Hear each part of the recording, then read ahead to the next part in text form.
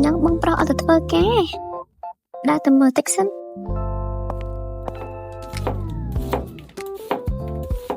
បងផងថ្ងៃហ្នឹងអត់ទៅធ្វើការថ្ងៃហ្នឹងបងបានទៅក្រុមហ៊ុនផងបងចង់លើកចេះសម្រាប់មួយថ្ងៃហ្នឹងឯងអញ្ចឹងថ្ងៃហ្នឹងបាយធ្វើមកឲ្យខ្ញុំឯងខ្ញុំទៅក្រៅហើយអូនឯងទៅណាខ្ញុំទៅក្រៅមួយពួកម៉ាក់ខ្ញុំអត់បងអត់ឲ្យទៅទេបងផងខ្ញុំទៅមួយមិត្តភក្តិខ្ញុំតើអត់ទេបងផងខ្ញុំទៅណាសុំវ៉បងផងអត់តែបងថាអត់គឺអត់ទេខ្ញុំទៅខ្ញុំទៅតែ20ទេខ្ញុំទៅតែ20ទៅណា please បងផងខ្ញុំទៅណូបងឲ្យទៅក៏បានដែរតែម៉ោង8ត្រូវចូលផ្ទះវិញណា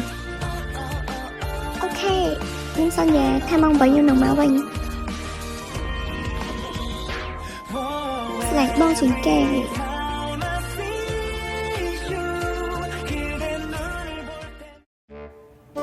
ងាប់មកផឹកកាហ្វេមួយកែវសោះតែ outfit វាដូចមានតែ3កន្លែងយើងស្អាតតាំងពីដើមមកតែយើងចង់ upgrade តិចឲ្យស្អាតឡើងអីចឹងណា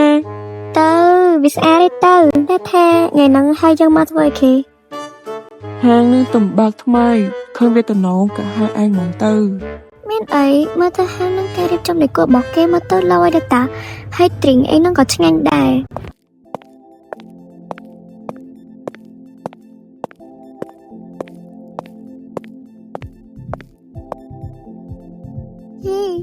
នៅណាមានលុយស្អីខ្លះតែមួយលុយឆាណាបងស្អីហើយនេះបងអាចមកមនុស្សខាងលើបងយកនេះបានបងអញ្ចឹងតែឲ្យយកមកណា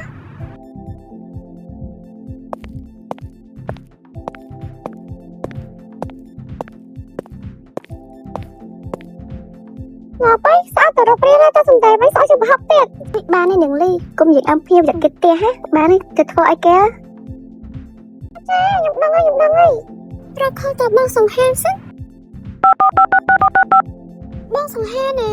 បងមកនៅបាទបងចេញទៅហើយណែសូរ៉ែនអញបានឃើញនោះម្នាក់ស្រីនោះឃើញទេហ៎ម្នាក់ណានោះម្នាក់ស្រីពាក់រូបបៃតងហ្នឹងម្នាក់ស្រីមួយដល់បុកយើងឯមុនហ្នឹងណាហ៎នឹងម្នាក់ស្រីហ្នឹងងាប់អញហើយឡើងស្អាតហើយងាប់ឲ្យអញមកច្រក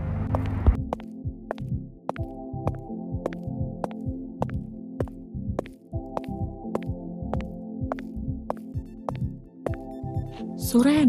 នោះបងប្រុសអញតើហើយមកនោះដល់តាំងកន្លែងម្នាក់នោះហើយនោះហ៎អីគេបងសង្ហាមិនក៏គាត់អត់រីបាននេះយើងត្រូវតែទៅសួរគាត់សូរ៉ែនជប់សិនសូរ៉ែនបងផមិនក៏បងមកទីនេះសូរ៉ែននេះអូនមកទីនេះដែរនេះក្មេងដល់បុកយ៉ាងឯមុនហ្នឹងតាមិនមានស្គាល់បងសង្ហាណែយើងនេះតើណាមែនបានចិត្តណាត់មនុស្សរបស់យើងតែកដាថ្ងៃបានឯសូរ៉ែននេះនៅហាងណាមិនមែននៅផ្ទះទេណាឯងមិនចេះខ្វះគេទេបើជ្រុលចេញទៅហើយបងប្រាប់ឯងតែម្ដងទៅអ្នកហ្នឹងគឺជាសង្សាររបស់បងសង្សារសួស្ដីបងស្រីសង្សារ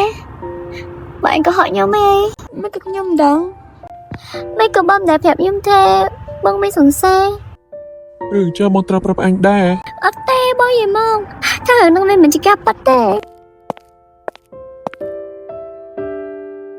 សូរ៉ែនអញទៅស្គាល់តើណាថាបងនិងបងសង្ហានជាសង្សារគ្នាអត់ទេខ្ញុំមកចិត្តដាច់ខាត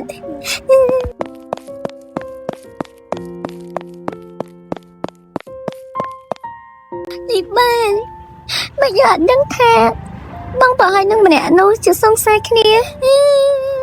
យ៉ាងបាត់ចិត្តនេះបាន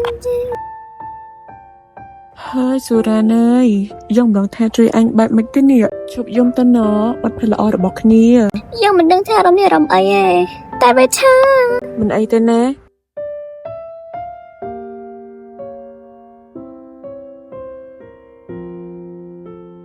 ហេមិនអត់អីផងយើងចង់ឃើញមុខម្នាក់ស្រីនឹងដល់ហើយនេះយើងមិនដឹងសោះមិនក៏មិនដែលប្រាប់យើងដូចជាចង់ខឹងជំនួយអញដល់ហើយបើមានសុខសាហេតុអីមិនប្រាប់អញតាំងពីដំបូង ណែមីចុងអញក៏គួរជំនួសគេខ្លាំងពេកដូចជាចុងលោះស៊ូរ៉ានទៀតនេះ យើងឃើញសូរ៉ានយំមិនយើងខឹងបានមែនសូរ៉ានយើងចង់សួរអញមួយ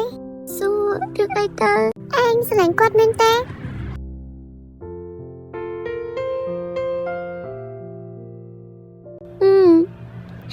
យើងស្រឡាញ់គាត់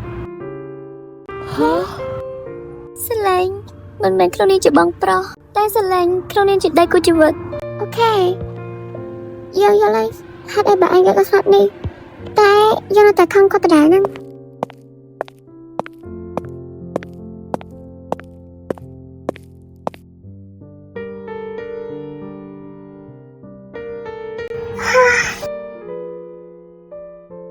អូខេ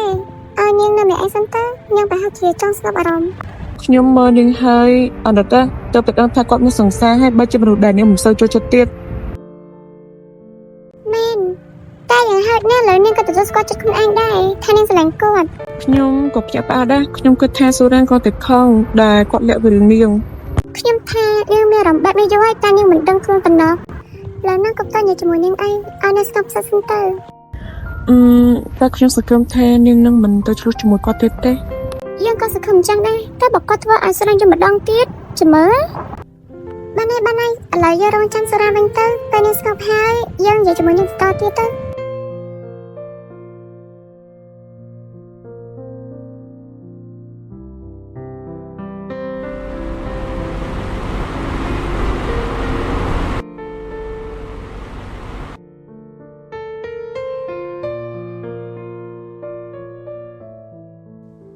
នេះម៉ោង 3:25 ហើយនេះមិនទាន់មកទៀត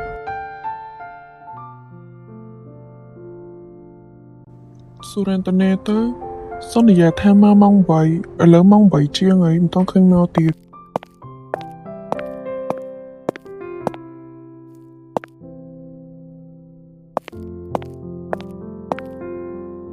ខ្ញុំមកឯងសុំតដល់មកយឺត បងប្រាប់ឲ្យឯងមកម៉ោង 8 មិនចឹង ចាខ្ញុំដឹងតែមានរឿងបន្តិចធ្វើឲ្យខ្ញុំយឺត ឯងនៅគិតរឿងថ្ងៃមិញទៀតហ៎ បន្តិចទេ បងគាត់ថាអ្វីដែលបងនិយាយថ្ងៃមិញប្រហែលជាធ្វើឲ្យឯងមិនសប្បាយចិត្ត មិនអីទេខ្ញុំមិនគួរខឹងបងទេបើអីហើយខ្ញុំសុំឡើងទៅដល់មុនសិនឯង អូខេយកទៅចូលទៅសម្រាប់ទៅរីទៅសួស្ដី ចារីករាយសួស្ដី